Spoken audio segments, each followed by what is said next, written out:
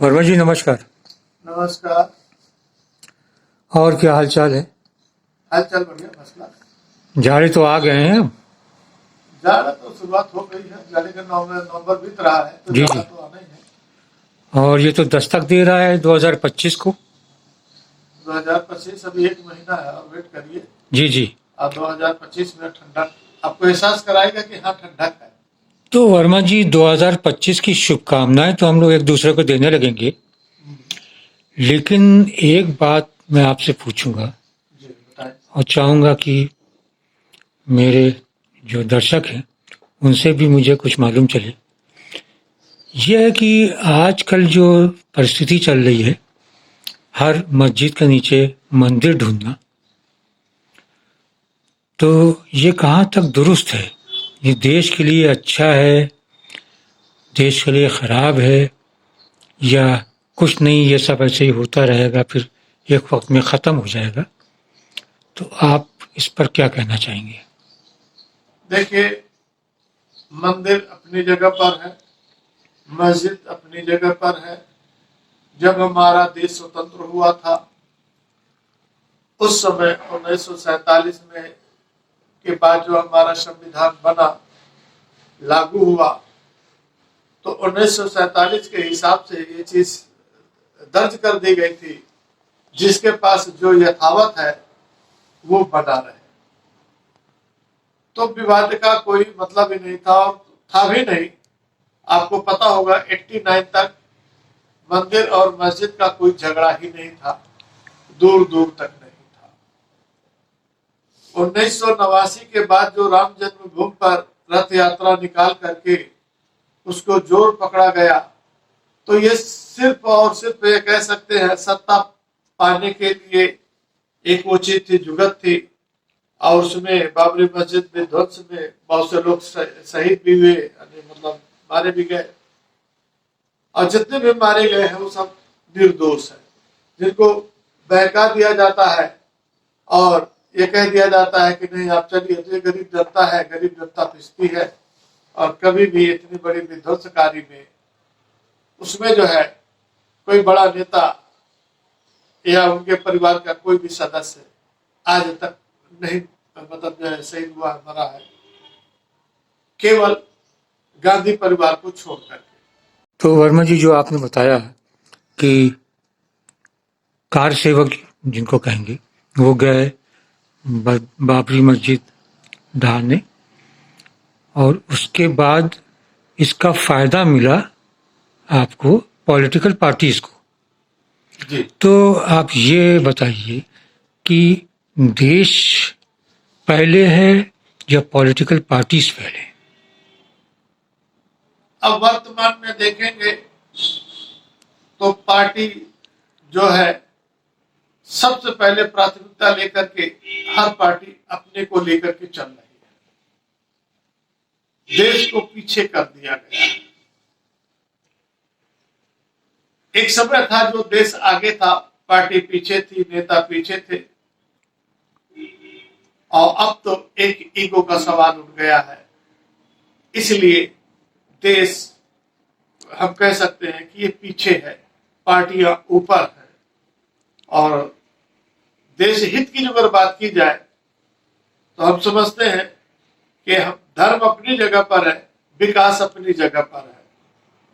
जैसा कि और अपने देश को विशेष रूप से जो यहाँ के शासन में सत्ता पक्ष है या विपक्ष है, सरकार किसी की हो, तो अपने पड़ोसी देशों से सीख लेना चाहिए।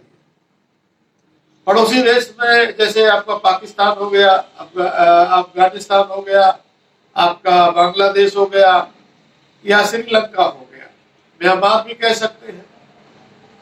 ये 4-5 कंट्री जो है ये किसी से छिपा नहीं। इन्होंने अपने धर्म को आगे किया, कट्टरता इतनी दिखाई, हिंदुओं पर बर्बरता किया, इससे कोई इनकार नहीं कर सकता है। लेकिन उन्होंने बर्बरता किया तो आज उनकी हालत क्या है? क्या भारत के सामने किसी भी तरीके से किसी भी उसमें उनकी कोई हैसियत है? नहीं है।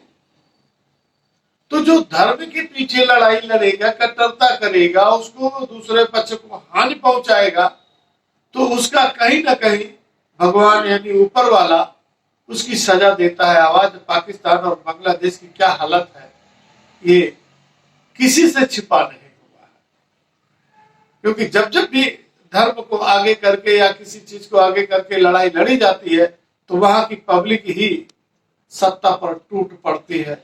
ये श्रीलंका में देखने को मिला, ये आपको पाकिस्तान में आए दिन जो सत्ता में रहते हैं और जब पब्लिक गुस्सा जाती है, सत्ता परिवर्तन होता है तो वो भाग जाते हैं, देश में नहीं रुकते। उनको पता है यहाँ हम मार दिए जाएंगे।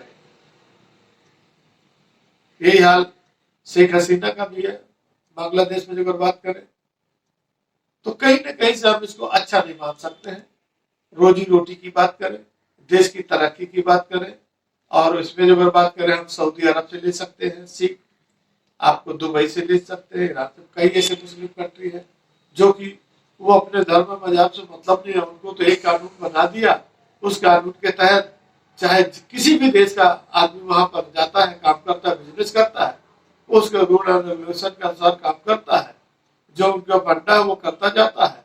कभी भी वो किसी पर कोई दुर्व्यवहार से कि ये बांग्लादेश का है कि पाकिस्तान का है कि भारत का है कि अमेरिका का है कि रूस का है, उसको उस हिसाब से नहीं देखते हैं और सब कुछ सुविधाएं देते हैं।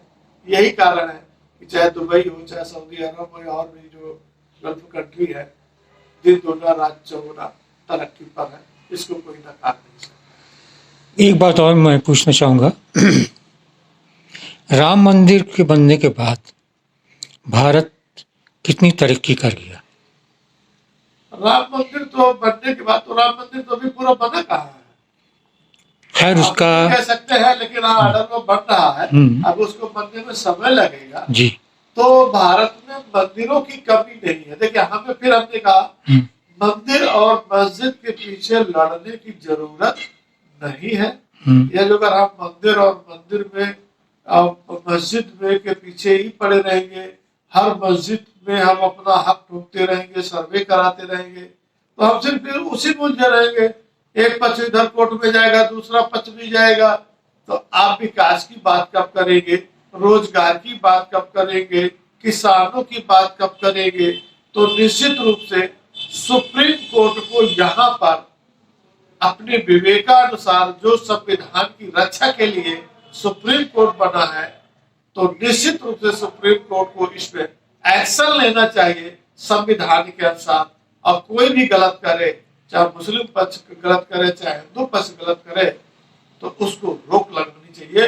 अब कड़ी फटकार नहीं, कड़ी सजा देनी चाहिए। इसमें 1991 का एक एक्ट आया था, आपको याद होगा। उस एक्ट इसके पहले आया था 1947 में, ठीक है, लेकिन उस एक्ट का कोई असर है, कोई यूजफुल एक्ट है कि नहीं है? नहीं, यूजफुल एक्ट है ऐसा नहीं है, लेकिन अभी हमारे जाते जाते जो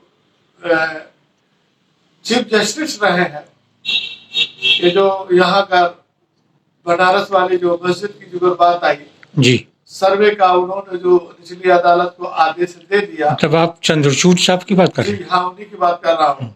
ये जो अगर जैसे ये केस वहां पर गया था और निचली अदालत पर रोक लगा देते, आप कैसे सर्वे करा रहे हैं? इस 1991 एक्ट के तहत और या 1947 के अनुसार आप इसको नहीं सर्वे करा सकते हैं, आपके अधिकार क्षेत्र से बाहर है। तो शायद है कि ये जो आए दिन संबल में हुआ, अजमेर में हुआ, अन्य जगह पर जहाँ जहाँ पर कुछ पता चल रहा है, अभी सही जानकारी में नहीं है, लेकिन धीरे धीरे करके जो मस्जिदों की ओर बढ़ा जा रहा है कि यहाँ मंदिर है, वहां मंदिर है या नहीं है भी तो क्या, उसको लेकर के इतने दिनों तक जो उसमें रहा, तो बात यही रही कि मांग तो यही रहा कि हमारा काशी चाहिए, मथुरा चाहिए, अयोध्या चाहिए। तो यहाँ तक तो चलिए सीमित था, लेकिन हर भारत की हर मस्जिद पर ऐसी बात की जाएगी, किसी पक्ष के लिए मेरे ख्याल से अच्छी बात नहीं है। इसको सुप्रीम कोर्ट को एक्शन लेना चाहिए, जो सही बात हो उसको रखना चाहिए, क्योंकि हम रहेंगे और देश रहेगा।